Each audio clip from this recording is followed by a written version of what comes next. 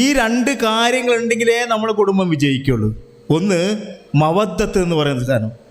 നിങ്ങൾ മസ്കൻ ഉണ്ടാകുക, ഞാൻ നേരത്തെ പറഞ്ഞ സന്തോഷം, സുഖം, മസ്കൻ ഉണ്ടാകാനാണ് നമ്മൾ വിവാഹ ജീവിതമൊക്കെ നടക്കുന്നത്. വല്ല മസ്കൻ ഉണ്ടോ? വല്ല സമാധാനം ഉണ്ടോ നമ്മുടെ വീട്ടിൽ?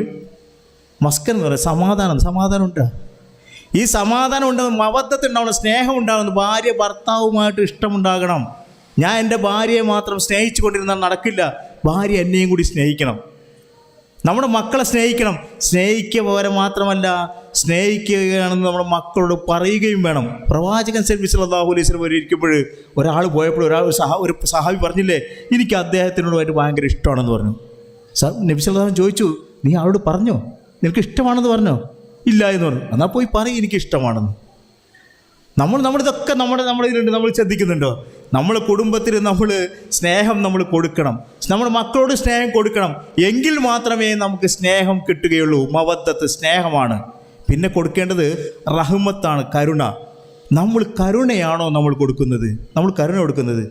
ഒരു പ്രാർത്ഥന നമ്മൾ പറയുന്നില്ലേ, നമ്മൾ റബ്ബിർഹംഹുമാ കമാ റബ്ബയാനി സഗീറ, എനിക്ക് ചെറുപ്പത്തിൽ കരുണ ചെയ്ത പോലെ പടച്ച തമ്പുരാനെ എനിക്ക് എൻ്റെ മാതാപിതാക്കൾ നീ കരുണ ചെയ്യണം നമ്മൾ പ്രാർത്ഥിക്കുന്നില്ലേ?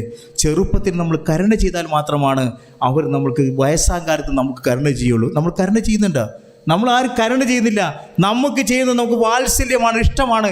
എൻ്റെ മകൻ എന്നോട് ഇഷ്ടമുണ്ടാകണം, ഇതിനു വേണ്ടി ഞാൻ ചെയ്യുന്നത്.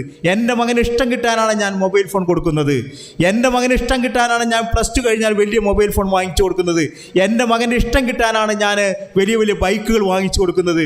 അത് എന്തല്ല, കരുണയല്ല എന്ന് നമ്മൾ മാതാപിതാക്കൾ മനസ്സിലാക്കണം. നിങ്ങൾ കരുണ ചെയ്തെങ്കിൽ മാത്രമാണ് നിങ്ങൾക്ക് ഗുണം കിട്ടിയുള്ളൂ. എന്താ കരുണ? ഞാൻ കരുണ എന്നുള്ള ചെറിയ ഉദാഹരണം പറഞ്ഞുതരാം. നിങ്ങളുടെ മക്കൾക്ക് പനി വന്നാൽ ഹോസ്പിറ്റലിൽ കൊണ്ടുപോകും. ഈ ഹോസ്പിറ്റലിൽ കൊണ്ടുപോകുമ്പോൾ നിങ്ങൾ ബിരിയാണി മേടിച്ചു കൊടുക്കും. ആ ബിരിയാണി വാങ്ങിച്ചു കൊടുക്കുന്നതാണ് നിങ്ങളുടെ താല്പര്യം, ഇഷ്ടം. അവനെ കൊണ്ട് ഡോക്ടറെ അടുത്ത് പോയി ഇഞ്ചക്ഷൻ ചെയ്യുന്നതാണ് കരുണ. ആ ഇഞ്ചക്ഷൻ ചെയ്യുമ്പോൾ അവന് വേദന എടുക്കും.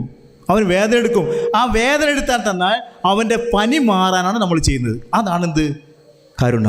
നമ്മൾ ചെയ്യുന്നതോ നമുക്ക് ഇഷ്ടം കിട്ടാനാണ്. വാപ്പ ഗൾഫിലാണ്, ഉമ്മക്ക് ഇഷ്ടം കിട്ടണം, സാധനങ്ങളൊക്കെ വാങ്ങിച്ചു കൊടുക്കും. ഞങ്ങളുടെ അടുത്തൊരു പിതാവ് വാങ്ങിച്ചു കൊടുത്തു, വലിയ ബൈക്ക് വാങ്ങിച്ചു കൊടുത്തു. പോയതേ ഓർമ്മയുള്ളൂ, അപ്പം തന്നെ മരണമാണ്. അപ്പം ഞാൻ പറഞ്ഞു, ഇത് തന്നെ നമ്മൾ മവദ്ദത്തും റഹ്മാൻ നമ്മൾ പഠിപ്പിക്കുകയല്ലാതെ നമ്മുടെ ജീവിതത്തിൽ നമ്മളില്ല. നമ്മൾ സ്നേഹിക്കണമെന്ന് പറയണം. ഭർത്താവിനോട് പറയണം, ഭാര്യ പറയണം ഞാൻ എനിക്കല്ല ഇഷ്ടമാണ്, സ്നേഹമാണെന്ന് പറയണം. ഭാര്യ ഭർത്താവിനോടും പറയണം സ്നേഹമാണെന്ന്. ഇങ്ങനെ സ്നേഹമാണെന്ന് പറയുന്നത്. ഒരു ദിവസം ഒരു ഇത്ത പോയിട്ട് ഭർത്താവിന് അന്ന് തന്നെ പോയി പറഞ്ഞു, ഭർത്താവ് ഇക്ക ഐ ലവ് യു. ഉടനെ തന്നെ ആ ഇത്ത പറയാണ്, റോങ് നമ്പർ. ഈ ജീവിതത്തിൽ ഒരിക്കലും ഇഷ്ടമാണെന്ന് പറഞ്ഞിട്ടില്ല. നമ്മൾ മക്കളോട് പറഞ്ഞു കൊടുക്കണം. ഈ പ്രായത്തിൽ 18 വയസ്സ് വരെ കുട്ടികൾക്ക് സ്നേഹിക്കാനുള്ള ഇഷ്ടമുണ്ടാകും. അത് കുടുംബത്തിൽ തന്നെ പരസ്പരം സ്നേഹിക്കാനുള്ള രീതിയിലേക്ക് അവരെ വിട്ടുകൊടുക്കണം. സ്നേഹം അവരുടെ കുടുംബത്തിൽ തന്നെ ഉണ്ടാകണം. അല്ലെങ്കിൽ അവർ സ്നേഹം കിട്ടുന്നിടത്തേക്ക് പോകും.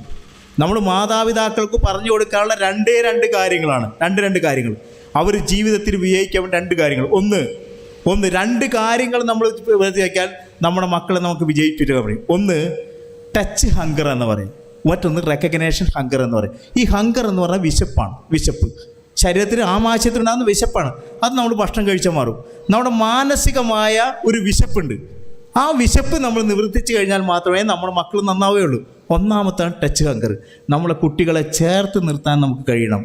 ചേർത്ത് നിർത്തിക്കൊണ്ട് മക്കളെ സ്നേഹിക്കാൻ കഴിയണം. ചേർത്തിക്കൊണ്ട് മക്കളോട് ഉമ്മം വയ്ക്കാൻ നമുക്ക് കഴിയണം. അവരെ സ്നേഹമാണെന്ന് നമ്മൾ പറയണം. എങ്കിൽ മാത്രമേ നമുക്ക് രക്ഷപ്പെടാൻ കഴിയുള്ളൂ. മക്കളെ നമ്മൾ അംഗീകരിക്കണം, അവർക്ക് റെക്കഗ്നേഷൻ കൊടുക്കണം. അവരെ ഏത് പ്രായത്തിലാണോ അവർ ഉള്ളത് ആ പ്രായത്തിനനുസരിച്ച് അവർ റെക്കഗ്നേഷൻ കൊടുത്തില്ല, അംഗീകാരം കൊടുത്തില്ലെങ്കിൽ അവർ അതിലേക്ക് നമ്മുടെ വഴിതെറ്റിപ്പോകാൻ സാധ്യതയുണ്ട്. ഞാൻ ഒന്ന് പറഞ്ഞു, സ്നേഹം കൊടുക്കണം, അവരെ സമീപിക്കണം. അതേപോലെ തന്നെ അവർക്ക് റെക്കഗ്നേഷൻ കൊടുത്തെങ്കിൽ മാത്രമേ രക്ഷപ്പെടാൻ പോവുകയുള്ളൂ. അല്ലെങ്കിൽ നമ്മുടെ ചുറ്റുഭാഗത്തുള്ള കുറേയധികം സ്നേഹത്തൊഴിലാളികളുണ്ടെന്ന് മനസ്സിലാക്കണം.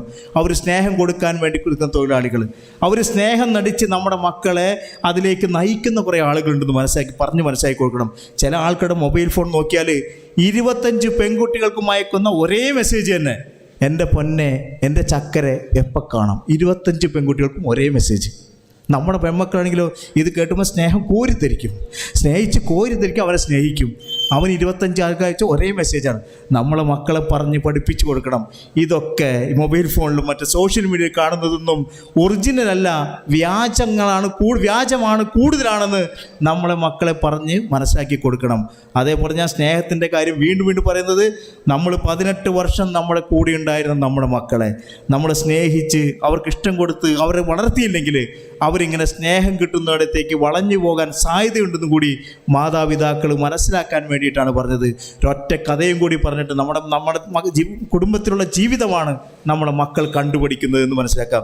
നമ്മൾ TV കൊച്ചുബാവയുടെ ഒരു കഥയുണ്ട്, ആ കഥയും കൂടി പറഞ്ഞിട്ട് ഞാൻ അവസാനിപ്പിക്കാം. TV കൊച്ചുബാവയുടെ ഒരു കഥയുണ്ട്. അതിൽ കബീർ എന്നൊരു കഥാപാത്രമുണ്ട്. ഈ കബീർ ഗൾഫിലായിരുന്നു ജോലി ചെയ്തത്. 7 വർഷവും ഗൾഫിൽ ജോലി ചെയ്തു. 7 വർഷം ഗൾഫിൽ ജോലി ചെയ്തിട്ട് വീടൊക്കെ പണിതു. വീട് പണിതതിന് ശേഷം നാട്ടിലേക്ക് വരാൻ വേണ്ടി ശ്രമിക്കുകയാണ്. വീട്ടിലേക്ക് ഭാര്യയോട് വിളിച്ച് പറയാണ്, ഞാൻ നാട്ടിലേക്കൊന്ന് വരികയാണ്. ഭാര്യ പറഞ്ഞു, അടുത്ത ഗോപാലകൃഷ്ണൻ ഒരു വണ്ടി മേടിച്ചിട്ടുണ്ട്, ആ വണ്ടിയും കൂടി മേടിച്ചിട്ട് വന്നായെന്ന് പറഞ്ഞു. ഈ കബീർ 2 വർഷം കൂടി ഗൾഫിൽ നിന്നു. 2 വർഷം കഴിഞ്ഞ് അതിനുള്ള വണ്ടി മേടിക്കാനുള്ള പൈസ മേടിച്ച് വണ്ടിയും മേടിച്ചു. അങ്ങനെ ആ തിരിച്ചു വരാൻ നേരത്ത് കബീർ അറ്റാക്കായിട്ട് മരിക്കുകയാണ്. അങ്ങനെ മരിച്ചുകൊണ്ട് ഈ ഉമ്മയും മക്കളെല്ലാവരും കൂടി കൊണ്ടുപോകാൻ വേണ്ടി പോവാണ്, മയ്യത്ത് കൊണ്ടുവരാൻ വേണ്ടി പോവുകയാണ്. മയ്യത്ത് കൊണ്ടുവരാൻ വേണ്ടി പോകുമ്പോൾ ഈ ഡ്രൈവറും ഉമ്മയും ഒക്കെ ഒരു ചർച്ച നടക്കുകയാണ്, എങ്ങനെയാണ് മയ്യത്ത് കൊണ്ടുവരേണ്ടത്. അപ്പോൾ പുതിയ ഡ്രൈവർ പറഞ്ഞു കൊടുക്കുകയാണ്, നമ്മൾ പുതിയ മേടിച്ച കാറിൽ പുതിയ വണ്ടിയിൽ ഈ മയ്യത്ത് കൊണ്ടുവരേണ്ട, അത് ദുശ്ശകരമായിരിക്കും, കൊണ്ടുവരരുതെന്ന് പറയുന്നത്. അപ്പോൾ ഇവരുടെ വാക്ക് കേട്ടുകൊണ്ട് എന്നാൽ വേറെ വാടക വണ്ടി വിളിച്ചിട്ട് ഈ മയ്യത്ത് കൊണ്ടുവരണം. ആ മയ്യത്ത് പറയുന്ന ഒരു ആത്മകഥ കൊണ്ട്, ഞാൻ 8-9 വർഷം ഗൾഫിൽ ജോലി ചെയ്തതാണ്. ഈ മയ്യത്ത് എൻ്റെ മക്കളുടെയും ഭാര്യയുടെയും കൂടെ ഒരുമിച്ചിരിക്കാൻ എനിക്ക് ആഗ്രഹം ഉണ്ടായി, നടന്നില്ല. വീണ്ടും ചർച്ച നടക്കുകയാണ്, മയ്യത്ത് എവിടെ വയ്ക്കും? ഇവൻ പണിത വീട്ടിൽ മയ്യത്ത് വയ്ക്കണോ, തറവാട്ട് വീട്ടിൽ മയ്യത്ത് വെക്കണോ? അപ്പോഴും ചർച്ച ചെയ്യുകയാണ്, ഇത് തറവാട്ട് വീട്ടിൽ വെച്ചാൽ മതി, ഈ വീട്ടിൽ വെച്ചാൽ ദുശ്ശകരമായിരിക്കും. ആ മയ്യത്ത് കൊണ്ട് ഇവിടെ വെക്കുകയാണ്. ഞാൻ പറഞ്ഞു വന്നത് നമ്മുടെ വീട്ടിൽ നടക്കുന്ന സംസാരങ്ങൾ, നമ്മുടെ വീട്ടിൽ നടക്കുന്ന ചിന്തകൾ, വാക്കുകളൊക്കെ നമ്മുടെ മക്കൾ പഠിക്കുന്നുണ്ട് എന്ന് നമ്മൾ മനസ്സിലാക്കണം. നമ്മുടെ പ്രവൃത്തികളാണ് നമ്മുടെ മക്കളെ നമ്മൾ വളർത്തിക്കൊണ്ടുവരുന്നത് നമ്മൾ മനസ്സിലാക്കണം. അല്ലെങ്കിൽ നമ്മൾ പഠിപ്പിച്ച മക്കളെ വലുതാക്കി ഡോക്ടറോ എഞ്ചിനീയർമാരാക്കിയാലും നമ്മൾക്ക് ഉപകാരപ്പെട്ട മക്കളായി വരികയില്ല എന്ന് കൂടി മനസ്സിലാക്കാം. ഒരു ഉദാഹരണം കൂടി ഞാൻ നിങ്ങൾക്ക് പറഞ്ഞുതരാം. ഞാൻ അടുത്ത കാലത്ത് ഒരു അന്വേഷണത്തിന് വേണ്ടിയിട്ട് നേപ്പാൾ പോയപ്പോൾ ഒരു അമ്പലത്തിൽ കയറുന്നു. ഗംഗാതീരത്തുള്ള അമ്പലത്തിൽ മാനസാദേവി ക്ഷേത്രമാണ്. ആ ക്ഷേത്രത്തിനടുത്ത് പോയപ്പോൾ കുറേയധികം യാചകർ നിൽക്കുമ്പോൾ അവർക്ക് നമ്മൾ കുറച്ച് പൈസ ഇട്ട് കൊടുക്കുമ്പോൾ ആ പൈസ ഒരാൾ ഇങ്ങനെ എത്തിച്ചു നോക്കുന്നു. എനിക്ക് എൻ്റെ വാപ്പയെക്കുറിച്ച് ഓർമ്മ വന്നു. ഞാൻ അയാളുടെ കൂടെ നിന്ന് ഞാൻ സംസാരിക്കാൻ ശ്രമിച്ചപ്പോൾ അയാൾ പറഞ്ഞു, ഞാൻ മലയാളിയാണെന്ന് പറഞ്ഞു. അപ്പോൾ ഞാൻ അയാളുടെ വിവരങ്ങൾ ചോദിച്ചറിഞ്ഞു, മനസ്സിലാക്കി. അയാൾ പറഞ്ഞു, അയാൾ തിരുവനന്തപുരത്തുകാരനാണ്, മകനെ പഠിപ്പിച്ച് എഞ്ചിനീയർ ആക്കിയതാണ്. ആ മകൻ തീർത്ഥാടനത്തിന് വേണ്ടി മകനെ കൊണ്ടുവന്നാക്കിയതാണ്, പിന്നീട് തിരിഞ്ഞു നോക്കിയിട്ടില്ല എന്ന് പറഞ്ഞു. അവനെ മലയാളി സമാജത്തിൻ്റെ അടുത്ത് കൊണ്ടാക്കി ഇവൻ്റെ മകനെ വിളിച്ചു വരുത്തി തിരുവനന്തപുരത്തേക്ക് എത്തിക്കാൻ കഴിഞ്ഞു. ഇതേപോലുള്ള ധാരാളം മക്കളെക്കുറിച്ച് ധാരാളം കഥകൾ നമുക്കറിയാം, ധാരാളം സംഭവങ്ങൾ അറിയാമെന്ന് മനസ്സിലാക്കണം. കുട്ടികളെ നല്ല നിലയിൽ വളർത്തിയില്ലെങ്കിൽ, മൂലാധിഷ്ഠിത വിദ്യാഭ്യാസം കൊടുത്തില്ലെങ്കിൽ ഈ മക്കൾ അവസാന കാലത്ത് നമുക്ക് റഹ്മത്ത് ചെയ്യാൻ മക്കളെ കിട്ടുകയില്ല. അവർ നമ്മളെ ഏതെങ്കിലും തീർത്ഥാടന കേന്ദ്രങ്ങളിൽ കൊണ്ടുവന്നാക്കുമെന്നുള്ള കാര്യത്തിൽ സംശയമില്ല. അതുകൊണ്ട് 18 വർഷം നമുക്ക് നന്നാക്കി ജോലിയെടുത്ത മക്കളെ നമ്മോട് ചേർത്ത് നിർത്തിയില്ലെങ്കിൽ ഓരോ പോലീസ് സ്റ്റേഷൻ്റെ മുമ്പിലും കോടതിയുടെ മുമ്പിലും എൻ്റെ മകളെ ഒന്ന് വിട്ടുതരാൻ വേണ്ടി കരഞ്ഞുകൊണ്ടിരിക്കുന്ന ഉമ്മമാരെ ധാരാളമായി കാണുന്നു. എൻ്റെ അടുത്ത് ഇഷ്ടംപോലെ സ്റ്റേഷനിൽ വന്നിട്ട് എൻ്റെ മകൾ ആരുടെ കൂടെങ്കിലും പോയിട്ട് അല്ലെങ്കിൽ മയക്ക് വരുന്ന മകൻ കേട്ടുമ്പോൾ ആ മകനൊന്ന് രക്ഷപ്പെടുത്തി തരാൻ കഴിയുകയില്ല. നമ്മുടെ കൂടെ 18 വർഷം നമ്മുടെ മക്കളുണ്ടായിരുന്നു. കോടതിയിൽ വന്ന് മകൾ വല്ല ഇന്നലെ സ്നേഹിച്ച ഒരുത്തിനെ കൂടെ ഓടിപ്പോകുമ്പോൾ എൻ്റെ മകളെ ഒന്ന് പിടിച്ചു തരുമോ, എൻ്റെ മകളെ തരുമോ, അവൻ പോകുന്ന കാറിൻ്റെ പിന്നാലെ ഓടുമ്പോൾ, നമ്മൾ ഉമ്മമാർ ഓടുമ്പോൾ അവരെ കരച്ചിൽ കേൾക്കാൻ ഞങ്ങൾക്ക് കഴിയില്ല. നമ്മൾക്കുണ്ടായിരുന്ന സമയമുണ്ടായിരുന്നു. 18 വർഷം നമ്മുടെ കൂടെ ഉണ്ടായിരുന്നു. എങ്ങനെയാണ് മക്കളെ വളർത്തേണ്ടത് നമ്മൾ തിരിച്ചറിയേണ്ടിയിരുന്നു. അങ്ങനെ വളർത്തിക്കൊണ്ടുവന്ന് നല്ല മക്കളാക്കി വളർത്തിയെടുക്കാൻ നമുക്ക് കഴിയട്ടെ. അത് നമുക്ക് പടച്ചതമ്പുരാനോട് പ്രാർത്ഥിക്കാമെന്ന് മാത്രം പറഞ്ഞുകൊണ്ട് വാക്കുകൾ അവസാനിപ്പിക്കുന്നു. അസ്സലാമു അലൈക്കും വറഹ്മത്തുള്ളാഹി വബറകാതുഹു.